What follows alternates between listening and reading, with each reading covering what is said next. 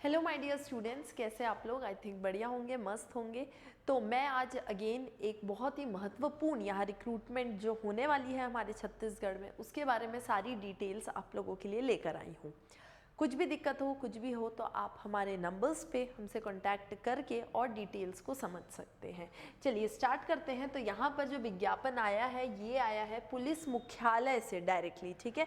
बहुत इंपॉर्टेंट है स्टूडेंट्स कि नवा रायपुर पुलिस मुख्यालय ने अपना एक विज्ञापन दिया है। तो विज्ञापन क्या है? छत्तीसगढ़ जिला पुलिस बल में आरक्षक संवर्ग, ठीक है, आरक्षक संवर्ग के रिक्त पदों की पूर्ति के लिए, मतलब पहले आ चुकी थी और बची हुई है जो अभी, ठीक है। तो आरक्षक संवर्ग के रिक्त पदों की पूर्ति हेतु छत्तीसगढ़ राज्य के स्थानीय निवासी उम्मीदवारों से, स्थानीय निवासी, ये भी बहुत इंपॉर्टेंट है दूसरी चीज जानना कि ये जो विज्ञापन आया है, एडवर्टाइजमेंट आया है, ये आया छत्तीसगढ़ के जो डोमिसाइल है, यहाँ के निवासी हैं उनके लिए। छत्तीसगढ़ पुलिस की वेबसाइट cgpolice.gov पर, ठीक है। तो यहाँ पे आरक्षक संवर्ग में आप भर्ती परीक्षा जो है वो होने वाली है, तो उसके लिए एप्लीकेशन फॉर्म्स जो है वो स्टार्ट हो चुके हैं। ये स्टार्ट हुए हैं 1 जनवरी से, ठीक है। तो 1 जनवरी से ऑनलाइन आवेदन पत्र जो है वो मांगा जाना स्टार्ट हो गया है। तो डेट पूछेगा तो क्या है भैया? 1 जनवरी आप लोगों को याद रखना है, ठीक है। तो जितने भी लोग यहाँ भी एलिजिबिलिटी क्राइटेरिया मैं बताऊंगी, अगर एलिजिबल हो रहे हो ना तो जाओ जल्दी जल्दी और फॉर्म भर दो। 1 जनवरी से 10 बजे से शुरुआत हो चुकी है फॉर्म फिलिंग की। ऑनलाइन आवेदन की अंतिम तिथि है 30 जनवरी, ठीक है। जिस दिन महात्मा गांधी जी की डेथ हुई थी 30 जनवरी, तो वो आखिरी दिन है, याद रखेंगे। परीक्षा शुल्क की बात की जाए तो सामान्य वर्ग या अन्य पिछड़ा वर्ग के अगर आप हैं तो 200 रुपये, वहीं अगर आप अनुसूचित जाति या जनजाति के हैं तो 125 रुपये यहाँ पे आपको शुल्क के रूप में देना पड़ेगा, ठीक है। तो परीक्षा शुल्क जो है वो इतना रहेगा। रिक्त पदों की संख्या, अब यहाँ पे देखते हैं कि नीचे में दिया हुआ है कि भैया कौन कौन सी यहाँ पे संख्याएं हैं, कितना, मतलब कौन सा पद है, खाली है, ठीक है, और कितना किसके लिए खाली है, वो चीज यहाँ पे दी हुई है। तो इसको भी एक बार जल्दी से फटाफट देख लेते हैं यहाँ पर। तो देखिए जिला वाइज अलग अलग है ये, ठीक है, ये इंपॉर्टेंट है, ध्यान देंगे। तो जैसे अगर रायपुर की बात की जाए तो आरक्षक जीडी, आरक्षक चालक, आरक्षक ट्रेड टेलर, ठीक है। इन सभी में जितने भी जिले हैं हमारे छत्तीसगढ़ में, उन सब में जहां जिसकी जरूरत है उस हिसाब से आरक्षकों को मांगा है, ठीक है। तो जीडी के लिए अनारक्षित में देखिए रायपुर में है 361 सबसे ज्यादा, ठीक है। इसके अलावा गैर क्रीमी लेयर जो है, okay, like non creamy layers हम कहते हैं ओबीसी में, उसमें 77, ठीक है। इसके अलावा सॉरी SC/ST के लिए है 22 एंड 94, मतलब टोटल बात की जाए तो 554। वैसे ही अगर बात की जाए चालक की देखेंगे तो चालक के अनारक्षित में है 0, नॉन क्रीमी में भी 0 है, अनुसूचित जाति जनजाति में 1 और 3, मतलब टोटल है यहाँ पे 4। तो इस तरह से अभी जैसे ये वीडियो अपलोड होगा तो इसके डिस्क्रिप्शन के अंदर में ये पूरा एडवर्टाइजमेंट का PDF में डाल दूंगी, ठीक है। तो उसको आप देख लीजिएगा, समझ लीजिएगा सारी चीज़ें, और अगर आप लोग इसके अंदर आ रहे हैं तो जल्दी जल्दी जाओ और फॉर्म फिलिंग जो है वो स्टार्ट हो चुकी है, फॉर्म को फिल कर लो, ठीक। इसके अलावा बलौदाबाजार, धमतरी, गरियाबंद, महासमुंद, तो ये जितने भी यहाँ पे जिले आपको दिख रहे हैं सारे जिले में दिया गया है। तो आप जिस भी जिले को बिलोंग करते हो उस हिसाब से भी आप फिल कर सकते हो। देखिए यहाँ पे सारे जितने हमारे जिले हैं 35 के हिसाब से यहाँ पे दिया गया है। पूरे 35 जिलों के बारे में यहाँ पे दिया है कि किस तरह से कहाँ पर किसकी रिक्वायरमेंट है, ठीक है। आरक्षक जीडी हो गया, चालक हो गया, ट्रेड नाई, ट्रेड डीआर, अलग अलग के लिए अलग अलग है, जिसमें भी आप कंफर्टेबल हैं आप यहाँ पे फिल कर सकते हैं। इसके अलावा देखिए अगेन आगे भी है दंतेवाड़ा, नारायणपुर, सुकमा, बीजापुर, ये सारी चीज़ें है ना। इसको आराम से आप देखेंगे ना आपको समझ में आ जाएगा। मेन चीज़ बताने की वही रहती है कि भैया फॉर्म जो है वो कब से स्टार्ट होने वाला है, कब एंड होने वाला है, इसके बाद में कितना शुल्क लगेगा। तो शुल्क भी बता दिया गया है 125 रुपये अगर आप SC/ST हैं, और अगर आप जनरल कैटेगरी या OBC में आ रहे हैं तो 200 रुपए। वेतनमान की बात की जाए तो देखिए जो प्रारंभिक वेतन है वो रहेगा 19,500 रुपए, ठीक, तो 19,500 रुपए प्रति माह आपको यहाँ पर दिया जाएगा। आयु सीमा मतलब कौन लोग यहाँ पे एलिजिबल हैं, ये भी बहुत इंपॉर्टेंट है, इसको देख लेते हैं। अगर बात की जाए एलिजिबिलिटी की तो जिन भी अभ्यर्थियों की आयु 1 जनवरी 2023 को 18 वर्ष से कम 28 वर्ष से अधिक, है ना, होना नहीं चाहिए, ठीक है। देखिए क्या लिखा हुआ है, अधिक नहीं होना चाहिए लिखा हुआ है। इसका मतलब क्या है कि यार आपको 1 जनवरी 2023 को आपको 18 वर्ष के ऊपर होना पड़ेगा, है ना, और यहाँ पे साथ में 28 वर्ष के अंदर होना पड़ेगा, ठीक। तो 18 से 28 की अगर आपकी उम्र है तो ही आप इस फॉर्म को फिल कर पाओगे। लेकिन कंडीशंस क्या है आगे कि अगर आप एससी हो, एसटी हो या ओबीसी हो नॉन क्रीमी लेयर में, तो वैसे उम्मीदवारों को उच्चतर आयु सीमा में 5 वर्ष तक की छूट प्रदान की जाएगी, ठीक। तो अगर आप एससी, एसटी, ओबीसी है नॉन क्रीमी लेयर के तो आपको एक्स्ट्रा 5 इयर्स जो है यहाँ पे दिए जाएंगे। छत्तीसगढ़ शासन सामान्य प्रशासन विभाग के परिपत्र दिनांक 11/1/2017 के अनुसार केवल छत्तीसगढ़ राज्य के स्थानीय निवासी महिलाओं के लिए, सोचो यहाँ पे जो भी महिलाएं हैं आप लोग, ठीक है, तो आपको भी यहाँ पर 10 वर्ष उच्चतर आयु 10 वर्ष तक की शिथिलनीय होगी, ऐसा। तो ये चीज आपको मालूम होना चाहिए। चौथा चीज है यहाँ पे कि छत्तीसगढ़ की विधवा परित्यक्ता, अगर पति ने आपको त्याग दिया तो, या अगर आप तलाकशुदा महिला अभ्यर्थियों को उच्चतर आयु सीमा में शासन द्वारा निर्धारित छूट को की नियम अनुसार पात्रता होगी। अगेन ऐसे लोग को भी 5 साल की छूट यहाँ पे दी जाती है। छत्तीसगढ़ के मूल निवासी एसटी, एससी या अन्य पिछड़ा वर्ग कल्याण विभाग के अंतर राज्य विवाह प्रोत्साहन, अब कई लोग विवाह कर लेते हैं, ठीक है, आप बोलना चाहिए एससी एसटी कोई जनरल में विवाह कर रहा है, जनरल वाला एससी एसटी में विवाह कर रहा है, या अंतरराज्य विवाह प्रोत्साहन कार्यक्रम के अधीन, ये देखिए कार्यक्रम होता है, तो इसके अधीन अगर आप पुरस्कृत दंपत्ति हैं, ठीक है, कि सवर्ण साथी के संबंध में, तो सामान्य अधिकतम आयु जो है फिर से इसे 5 साल तक के लिए बढ़ा दी गई है, ठीक है। तो वैसे लोग भी यहाँ पे पार्टिसिपेट कर सकते हैं।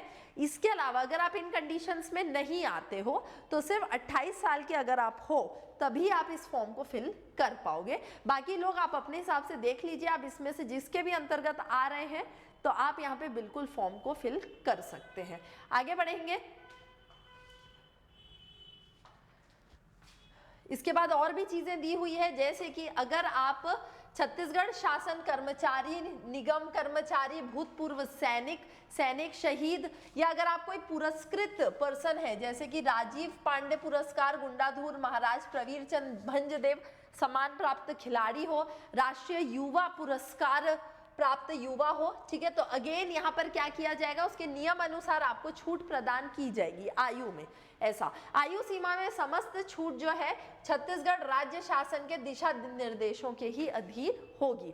शैक्षणिक अर्हता क्या बोल रहा है यहाँ पे, तो 12th प्रणाली के अंतर्गत 10वीं कक्षा अथवा हायर सेकेंडरी या समकक्ष परीक्षा छत्तीसगढ़ एमपी राज्य स्थित महाविद्यालय विद्यालय से उत्तीर्ण होना चाहिए। वही है 10th 12th आपको पास होना जरूरी है यहाँ पे, ठीक है। तो अगर आप 12th पास हो तो आप इस फॉर्म को बिल्कुल भर सकते हो। लेकिन यहाँ पर और देख लीजिए लिखा है, अगर आप अनुसूचित जनजाति के हैं, एसटी अगर आप हो, एसटी, ठीक है, तब आपका अगर आप 8वीं उत्तीर्ण हो तो भी आप पात्र होंगे। नक्सल प्रभावित क्षेत्र में जो नक्सल पीड़ित परिवार है और जो वहाँ के राहत शिविरों में जो रह रहे हैं वैसे परिवार, ठीक है, तो वो अगर 5वीं पास भी है ना तो भी वो इसमें पार्टिसिपेट कर सकते हैं, अगर वो 5वीं पास भी हैं तो, ठीक है, तो वो इस फॉर्म को फिल कर सकते हैं। आरक्षक चालक, अब देखिए आरक्षक 2-4 पदें निकली थी वहां पे, तो आरक्षक चालक पद हेतु भारी वाहन चालन का लाइसेंस होना एवं ट्रेड हेतु ट्रेड में दक्षता होना आवश्यक अर्हता है। ये इंपॉर्टेंट है कि अगर आप चालक के लिए भर रहे हो आरक्षक में या ट्रेड के लिए भर रहे हो, तो चालक के लिए आपको क्या करना पड़ेगा, यहाँ पे आपके पास में भारी वाहन का लाइसेंस होना चाहिए, ट्रक व्रक टाइप से, है ना। और दूसरा चीज है कि आपके में ट्रेडिंग की दक्षता होनी चाहिए, ठीक। ये निर्धारित शैक्षणिक आवश्यकता अर्हता आवेदन जमा करने की अंतिम तिथि को अवश्य होनी चाहिए। मतलब जब आप आवेदन लास्ट करोगे 30 जनवरी को जैसे लास्ट है, तब तक आपके पास में ये चीजें होनी चाहिए, उसके बाद के लिए नहीं, उसके पहले ही होना चाहिए कि बाद में कर लेंगे देख लेंगे ना, वैसे नहीं चलेगा। आगे देखते हैं यहाँ पे कि क्राइटेरिया क्या क्या है, किस प्रकार का है, इसको भी जल्दी से देख लेते हैं। शारीरिक अर्हता की बात की जाए तो सामान्य जाति, अनुसूचित जाति मतलब SC, ठीक है, जनरल और OBC, इनके लिए जो पुरुष है, पुरुष की ऊंचाई जो है वो 168 सेंटीमीटर होनी चाहिए, हाइट जो है, ठीक है, सी जो ये है आपका सीना, ठीक है, तो अगर उसको आप नहीं फुलाते हो या फुलाते हो तो 81 और 86 होना चाहिए। अनुसूचित जनजाति ST की बात की जाए तो 158 आपकी हाइट, अविस्तारित और पूर्णतः विस्तारित सीने में बात की जाए तो 76 और 81। वहीं अगर बस्तर और सरगुजा संभाग के अनुसूचित जनजाति वर्ग के अभ्यर्थी, ठीक है, लेकिन इसमें जशपुर जिला को भी इंक्लूड किया गया है, तो अगर आप जशपुर के भी हैं तो अभी आप ध्यान देंगे, अगर ST है तो 53 अगर आपकी ऊंचाई है, हाइट और सीना 76 और 81, तो वो यहाँ पे चल जाएगा, ठीक। महिला अभ्यर्थियों की बात की जाए यहाँ पे तो ऊंचाई होनी चाहिए, हाइट जो है 158। इसके अलावा अगर आप ST महिला है तो 158 अगेन, और अगर आप यहाँ पे सरगुजा संभाग या बस्तर संभाग के हैं तब यहाँ पे ये होना चाहिए आपका 153 ऐसा, ठीक है। इस चीज को ध्यान में रखेंगे। सीना फुलाने एवं बिना फुलाने में कम से कम 5 सेंटीमीटर का अंतर होना आवश्यक है। महिला अभ्यर्थी इस शारीरिक अर्हता से मुक्त होंगी, ऑब्वियसली महिलाओं का नहीं होगा, ये सिर्फ मेल के लिए है। तो ये सारी चीजें मैंने काफी डिटेल में आपको बता दी है, बाकी चीजों को भी आप यहाँ पे देख सकते हैं कि चयन प्रक्रिया कैसी है, क्या है। तो अभ्यर्थी को शारीरिक रूप से दिव्यांग, फ्लैट फुट होना नहीं चाहिए, ठीक है, अगर फ्लैट फुटेड है तो आपको यहाँ पर नहीं लेगा। आंखों में संबंधी कोई भी रोग नहीं होना चाहिए। अगर आपको चश्मा लगा भी है तो वो चश्मे में एक आंख से 6/9 और दूसरी आंख से 6/12 दिखना चाहिए, उससे कम नहीं, उससे कम रहेगा तो प्रॉब्लम होगी, है ना, आप नहीं ले हो पाएंगे इसमें चयन। मुख्य रंगों में भेद में उम्मीदवार को सक्षम होना चाहिए।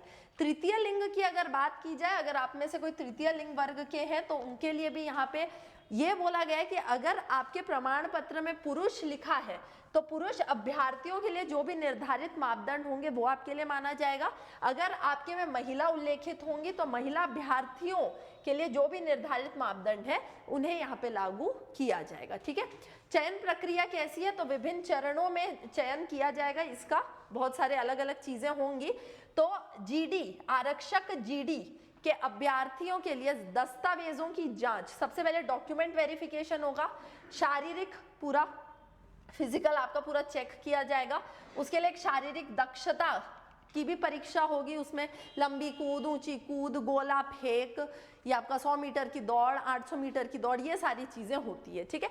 इसका मार्क्स मिलेगा आपको 100 मार्क्स, ठीक है। इस चीज का लिखित परीक्षा, जब बचपन में बोलते थे ना कि अगर आप पढ़ोगे लिखोगे तो बनोगे गवार, और सॉरी पढ़ोगे नवाब, और अगर खेलोगे कूदोगे तो बनोगे गवार, आजकल उल्टा हो गया है ना। तो आपको खेलने कूदने में भी आपको 100 अंक जो है ये इतने मार्क्स का आपका एग्जाम होगा, ठीक है। तो इसमें बहुत सारे मार्क्स आपको लाने पड़ेंगे। लिखित परीक्षा होगी जिसमें सामान्य ज्ञान, बुद्ध क्षमता, विश्लेषण क्षमता और अंक गणित, ये आपके 100 मार्क्स का रहेगा। रीजनिंग हो गया, मैथ्स हो गया, इंडियन GS हो गया, ये सारी चीजों को इसमें पूछा जाएगा, ठीक। आरक्षक चालक एवं ट्रेड की बात की जाए, देखो ये वाला चीज किसके लिए है, तो आप बोलोगे जो GD वाले हैं, ठीक है, आरक्षक GD के लिए। वहीं अगर अपन ट्रेड और इसमें जाएं, आरक्षक ट्रेड और चालक के लिए, तो अगेन सेम थिंग है कि डॉक्यूमेंट वेरिफिकेशन होगा, फिर शारीरिक नापजोक होगी, शारीरिक दक्षता की एग्जाम अगेन इसमें होगी कि पुरुष अभ्यर्थियों के लिए यहाँ पे क्या रहेगा, देखेंगे, ध्यान देंगे कि अगर आप चालक और ट्रेड के लिए भर रहे हो तो मेल को यहाँ पे 1500 मीटर की दौड़, और वहीं महिला अभ्यर्थियों को 800 मीटर की दौड़ होगी आप लोगों की, उसमें आपको जीतना होगा। लिखित परीक्षा 100 अंक के साथ साथ ट्रेड टेस्ट 25 मार्क्स के होंगे। अगर आप ट्रेड के लिए भर रहे हो तो उसमें आपका 25 मार्क्स का रहेगा। आया समझ में इतना? ठीक। राष्ट्रीय अंतरराष्ट्रीय स्तर पर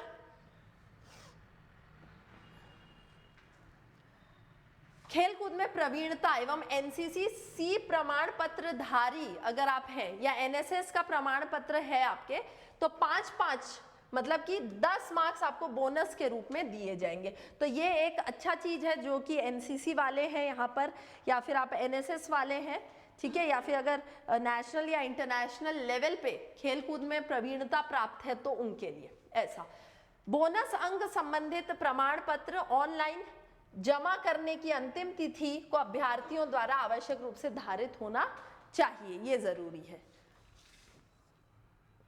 ऑनलाइन आवेदन पत्र भरने से पहले विज्ञापन में दिए गए निर्देशों को आप लोग पढ़ लीजिए अच्छे से। जो मैंने बता दिया वही चीजें दी हुई हैं, ठीक है। विज्ञापन प्रकाशित में त्रुटि के लिए पुलिस मुख्यालय जिम्मेदार नहीं होगा, तो फॉर्म को एकदम ध्यान से भरें। ऐसा नहीं कि पुलिस हेडक्वार्टर फिर जा रहे हैं इसके लिए। ओके, तो आई होप इतनी चीजें क्लियर हो गई होंगी। कुछ भी डाउट्स रहे, कुछ भी रहे तो नीचे में नंबर दिया रहेगा डिस्क्रिप्शन में, साथ में पीडीएफ दिया रहेगा, उसको देख लो, पढ़ लो, समझ लो। एक और वीडियो बनाऊंगी, उसमें बताऊंगी कि फॉर्म कैसे फिल करना है। ओके, तब तक के लिए thank you very much, take care and all the best. अगर आप लोग इन सारी चीज़ों के अंदर आ रहे हो तो इस फॉर्म को बिल्कुल भर दो, है ना, इंपॉर्टेंट है। Thank you.